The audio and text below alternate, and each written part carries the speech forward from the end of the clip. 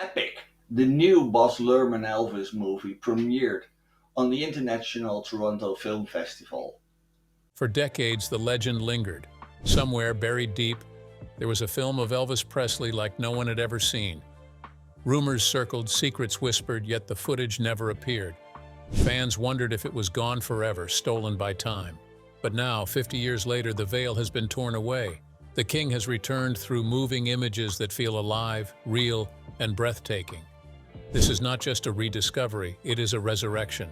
And once you see it, you will understand why the world still bows to the power of Elvis Presley. The wait is finally over. The king speaks again. The lights dimmed inside the grand hall of the Toronto International Film Festival. A hush fell across the crowd, heavy with expectation. For weeks there had been whispers, promises of something different, something daring. And then it began. Epic. Elvis Presley in concert. From the first flicker on the screen, the air seemed to change. This was not an ordinary film. It was not a stiff documentary filled with voices of strangers telling Elvis's story. It was not just a concert stitched together for nostalgia. No, this was something alive, something pulsing. This was Elvis Presley himself, singing, speaking, breathing once more. The storyteller was not a director or a critic. The storyteller was Elvis. The film rose like a tide, carrying the audience back to the 1970s, to a time when Elvis was not just an icon, but a man determined to shape his music, his sound, and his truth.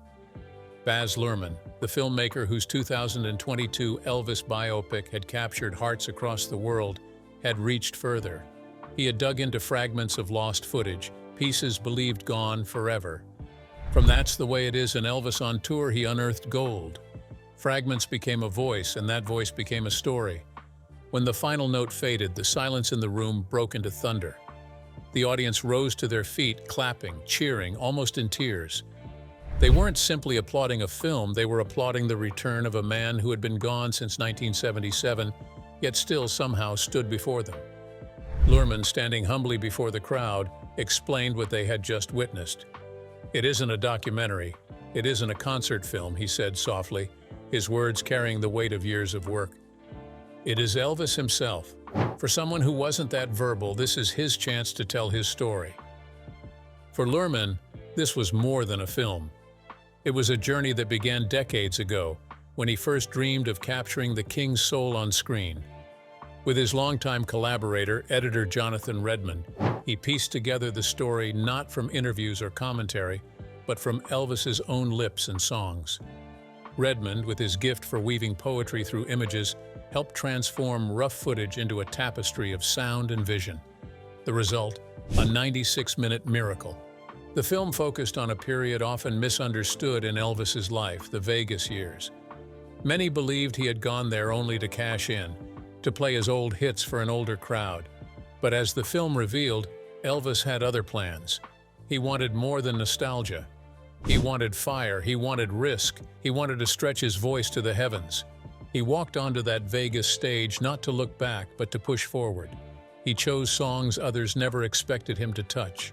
One of them was Simon and Garfunkel's Bridge Over Troubled Water, already a song of beauty, already rich with meaning. But when Elvis sang it, it became something else entirely. His deep, aching voice turned it into prayer, into confession, into a plea. It was no longer just music, it was the soul of a man laid bare before the world. That was the essence of Epic, Elvis Presley in concert. It stripped away the myth and showed the man. It reminded the world why he had sold over 500 million records, why he rose from Mississippi dirt and Tennessee dreams to change music forever. It showed him not only as the king of rock and roll, but as a human being who carried joy, pain, longing, and love in every note he sang. As the audience left the theater, there was a feeling of something sacred. They had not just watched a film. They had been in a room with Elvis again.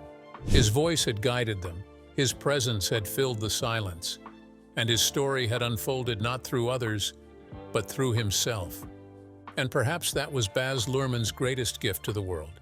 Not simply reminding us who Elvis Presley was, but allowing us to hear him raw and unfiltered one more time. The night Elvis returned through film, the Toronto International Film Festival was alive with excitement. It was the festival's 5th anniversary, and the city glittered under the lights of cameras, as though every corner carried a heartbeat of its own. Among the shining faces on the red carpet was Baz Luhrmann, a man whose name had long been tied to grand visions and unforgettable stories. Toronto was not new to him. It had been a stage for many of his great creations. His past works, Strictly Ballroom, Romeo plus Juliet, Moulin Rouge, and The Great Gatsby, had all found their way into the world through this very festival. And now, he was here again, closing another circle of his journey, bringing something fresh, powerful, and filled with spirit. Toronto in September was no ordinary stop. It was the last of the great four film festivals, standing proudly after Berlin, Cannes, and Venice. And it was unlike the others. Where others leaned inward, Toronto looked outward. Over 250,000 ticket holders flowed through its doors, moving from screening to screening, celebrating stories that carried the soul of cinema. The air was thick with energy, like a sea of voices waiting to hear something new, waiting to feel something that would stay in their hearts long after the curtains fell. That night, the reaction to Luhrmann's latest creation, epic Elvis in concert, was nothing short of electric. The audience rose in a thunder of applause, a wave of emotion that seemed endless. Yet Luhrmann, ever thoughtful, stood with quiet humility. He was asked if he saw himself in Elvis Presley, both masters of showmanship, both creators of spectacle. But Luhrmann shook off the comparison gently, as if it did not belong to him. Showmanship, he explained, was too easily misunderstood. To him, Elvis was not simply a performer in glittering clothes or a man who commanded a stage. Elvis was spiritual. He carried within him the same fire one might feel inside a gospel church, where voices rose not just to sing, but to unite hearts. Luhrmann's voice softened as he described it. One could reach the heart through the brain, or reach the brain through the heart. But the true magic was when both were carried together. That, he believed, was what Elvis had done, and what he, in his own way, hoped to do. His shows were not created only to dazzle. They were built to invite people in, to let them feel something deeper beneath the lights and music. Love that could never be, pain that gave birth to growth, his stories, no matter how grand, always circled back to what truly mattered. Luhrmann's love for Elvis was no secret. Only 2 years earlier, he had poured his energy into Elvis, the film that followed the life of the music legend. With Austin Butler as Presley and Tom Hanks as Colonel Tom Parker, the film had earned praise across the world, winning awards and capturing hearts. Yet during the making of that film, a door had opened to something even more extraordinary. While digging into the past, Luhrmann and his team had heard whispers of lost footage, film from Elvis's legendary Las Vegas shows. Some believed it was mythical, a rumor without roots. But one day in the middle of his research, Luhrmann received the call. The negatives had been found.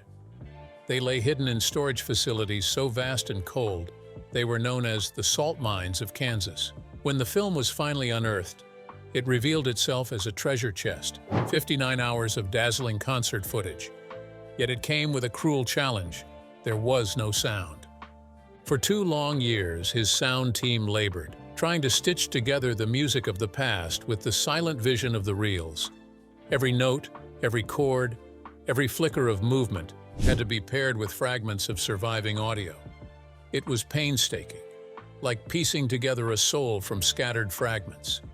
And then, like a light breaking through the dark, they discovered something beyond expectation. Hidden among the fragments was a rare recording, a 45-minute track of Elvis himself speaking. It was not scripted, not guarded, not polished for an audience. It was simply Elvis talking freely about his life. His voice carried a softness, a truth untouched by the stage. It was as if the world had been given a window into his unguarded heart. That voice became the center of the new film. No narration was wanted, no outsider to tell his story. Elvis himself would speak and Elvis himself would sing. Through the recovered reels, the man who had once set stages on fire returned, not as a legend carved in stone, but as a human being, alive, open, and unafraid. On that night in Toronto, as the festival celebrated half a century of stories, it was Elvis who rose again through the silver screen. The applause was not just for a film, but for a miracle. An artist restored, a voice remembered, and a story told the way it was always meant to be told. The Australian release date was yet to be announced, but that night it did not matter. For those who were there, the memory was enough. They had witnessed something rare, something that felt almost sacred. Through the hands of Baz Luhrmann, the king had spoken once more. The epic flame that never burned out. The first spark of music in my childhood came with the voice of Elvis Presley. I was just a boy in a small country town, far away from the glittering lights of the world. But even there, the echo of his voice reached me. I loved him, truly loved him.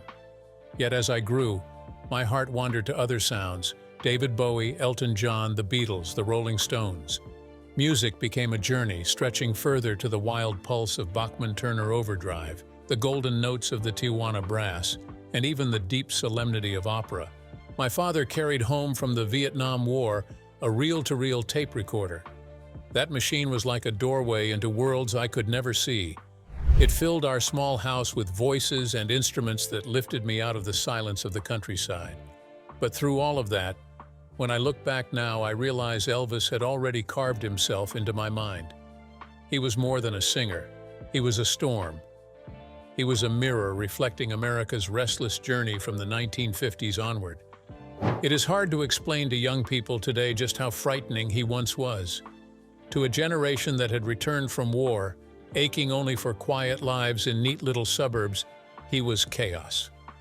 They wanted peace, they wanted safety, they wanted to laugh along with the Dick Van Dyke Show. And then came Elvis, loud, fierce, and alive. To them, he was dangerous. He was the devil wrapped in rhythm. That is no exaggeration. His voice had grown in the roots of black music. His body moved in ways no one dared move before. His energy was raw, his sexuality bold, his attitude untamed. He and James Dean were like twins of rebellion. One conquered the screen, the other conquered sound, and both terrified the adults who clung to order. Elvis worshipped Dean. He called him a genius, saying he could never be his equal. Yet the two stood side by side as symbols of a youth that refused to sit quietly. Then came the Colonel, Tom Parker.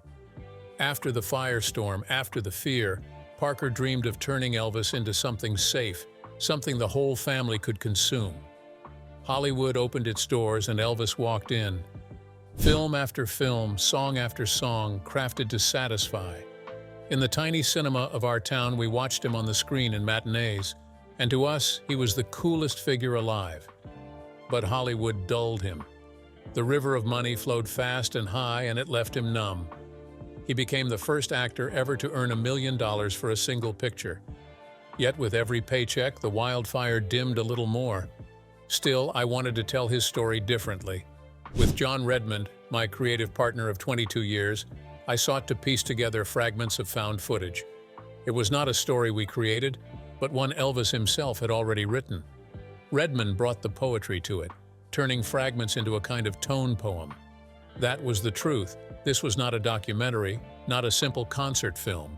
This was epic.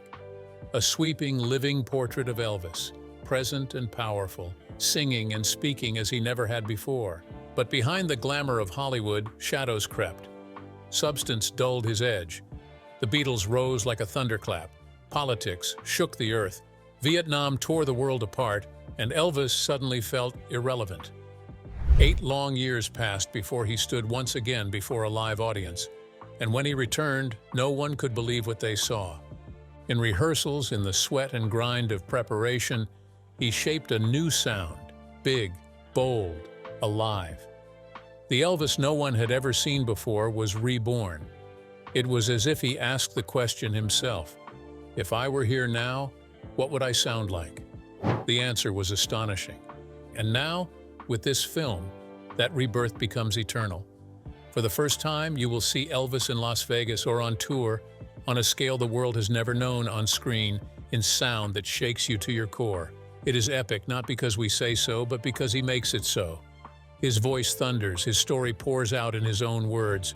We discovered treasures hidden away, recordings never before heard. One interview, nearly 50 minutes long, had been locked in a vault for decades. Just Elvis speaking, sharing himself during a tour, caught in audio alone. His words reveal the man behind the myth, the soul behind the storm. Through these fragments, through the footage and the voice, the epic emerges. You do not just watch him, you feel him. You hear his laughter, his longing, his struggle, his triumph. You see the boy who terrified a generation, the man who numbed himself in rivers of money, the artist who rose again when the world least expected it. The king, the colonel, and the silence of truth. There was a moment that spoke louder than 1,000 songs. It was a quiet exchange, one that seemed small to those who watched, but in truth, it carried the weight of a lifetime. Elvis Presley, the man the world crowned as the king, stood with a smile that always tried to hide more than it revealed. Beside him, like a shadow that never moved, stood Colonel Tom Parker, his manager, his guide, and perhaps his jailer. A reporter asked Elvis for his thoughts, his opinions, his voice beyond the music. And Elvis, with that polite charm, replied softly, "No, I'm just an entertainer. I want to keep my opinions to myself." It was a safe answer, an answer built to keep the peace. The colonel, sharp-eyed and satisfied, seemed to nod inside. But then came the next question, sharper than the first. "Do you think other artists should keep their opinions to themselves?" Elvis, almost without hesitation, answered, "No, absolutely not." He meant it. He believed others had the right to speak, even if he himself was caged by silence. The world respected him still. Even those who raised their voices in protest and rebellion held him high. Bob Dylan, the great poet of protest, once said that one of the greatest moments in his life was when Elvis recorded one of his songs. It was more than just music. It was proof that even a silent king could carry another man's cry. Yet Elvis's silence had a price. He left too much in the hands of the colonel. The business, the money, the choices, all tied in a web he rarely looked at. Once, someone asked if he even got a share of the "I Hate Elvis" badges that were being sold. Elvis looked surprised. "Really? Honestly, I just don't know." That was the truth. Because all he ever wanted was the stage. The lights, the crowd, the music. That was his only love, the one place he trusted, aside from his daughter Lisa Marie when she was little. The world could lie, men could cheat, but the stage never betrayed him. The colonel knew this. He knew Elvis's heart beat only for the roar of an audience. And so he protected him from questions, kept him away from interviews, wrapped him in silence while he controlled the business.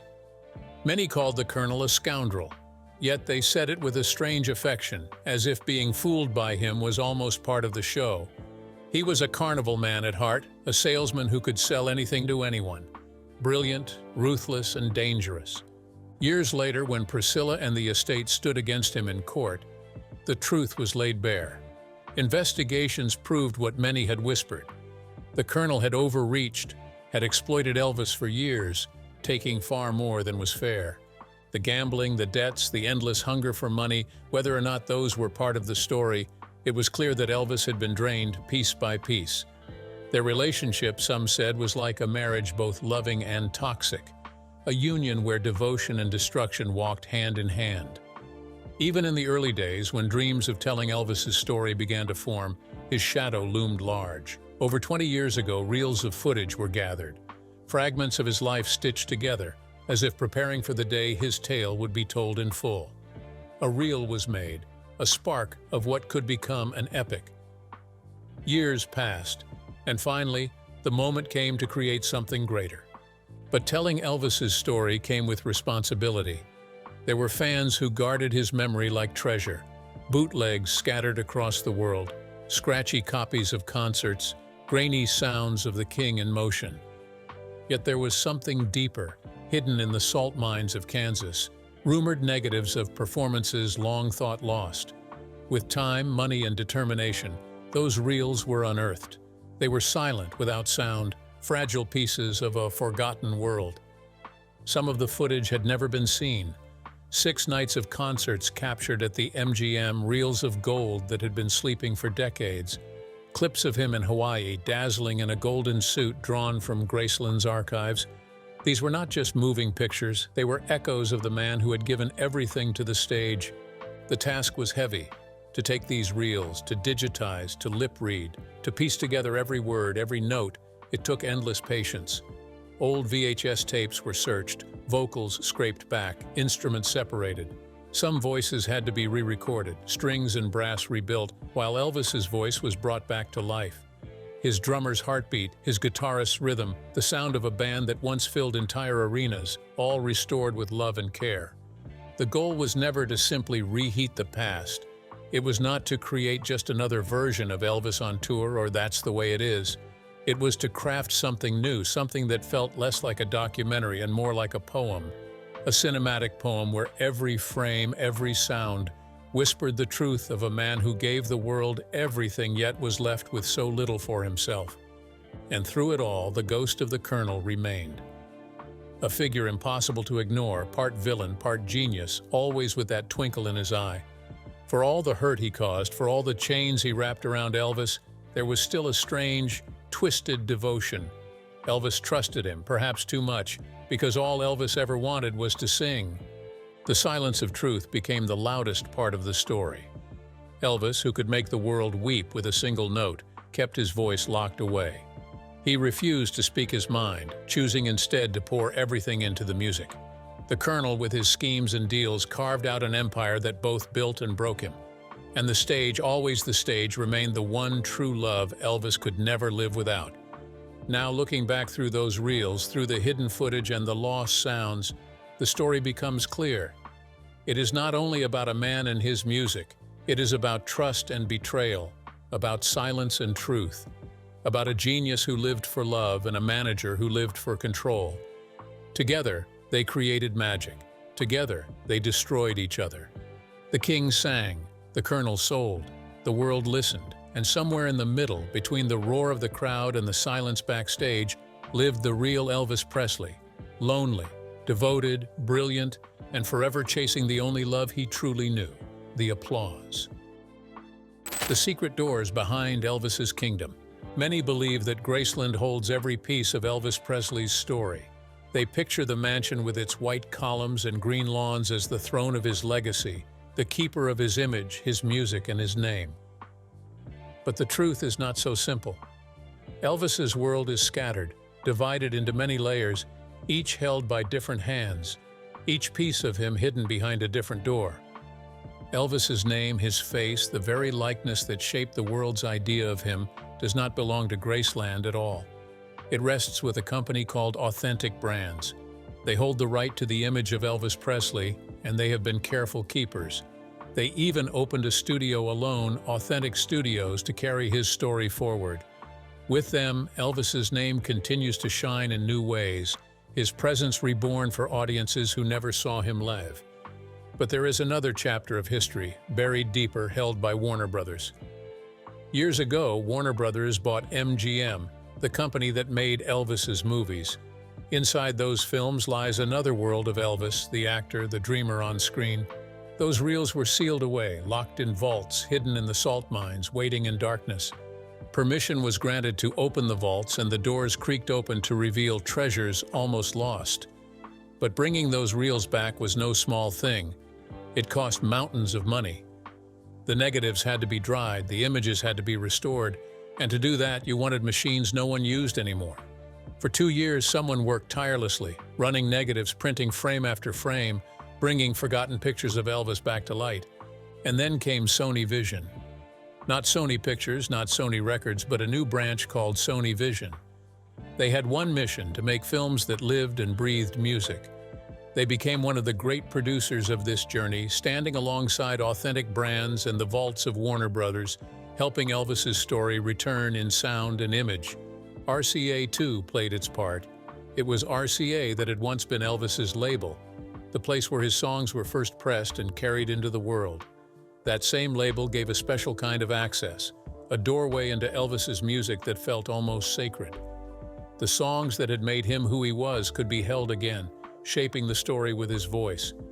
But beyond companies, beyond vaults and studios, there was Graceland itself. The mansion did not every piece of Elvis, but it held something no one else could touch: his presence.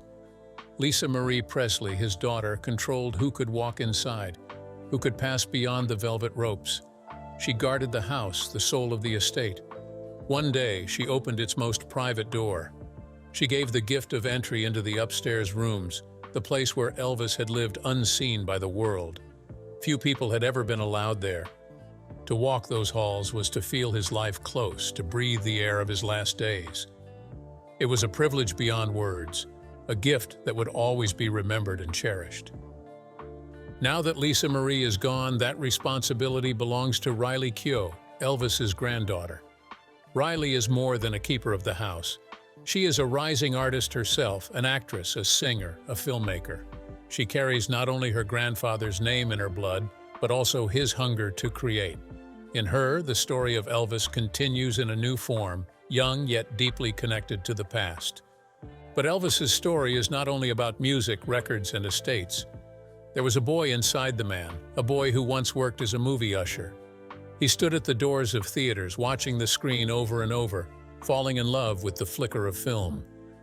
He saw Stanley Kubrick's Dr. Strangelove 7 times, unable to get enough of the strange brilliance. As he grew, his love for cinema never faded. His greatest joy was to rent out entire theaters, sitting in the dark, watching films again and again. His tastes were unusual, refined, and surprising. He adored Kubrick, and it was from 2001, A Space Odyssey, that he borrowed the thunderous opening, Thus Spake Zarathustra, the music that greeted crowds at the start of his shows, and Elvis could act. In his early films, you can see it in Loving You and in King Creole. His performances had real weight, raw and moving. King Creole was even directed by the man who had directed Casablanca. At the time, people whispered that Elvis had real talent, that he could be more than just a singer on film. He himself believed it.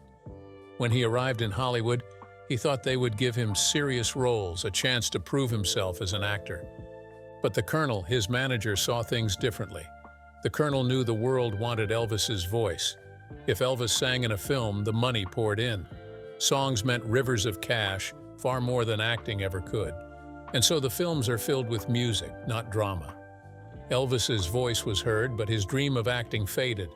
The money grew, but his joy shrank. In later years, he admitted it, no amount of money could buy back the satisfaction he longed for. He was trapped by his success, loved by millions, but aching for something deeper. This is the hidden world behind Elvis Presley. His name scattered across companies, his films locked in vaults, his music guarded by labels, his home protected by his family. A boy who once stood in a theater doorway, wide-eyed at the magic of movies, grew into the man the world called the King. And yet, beneath the crown, he remained a dreamer who longed to do more than just sing.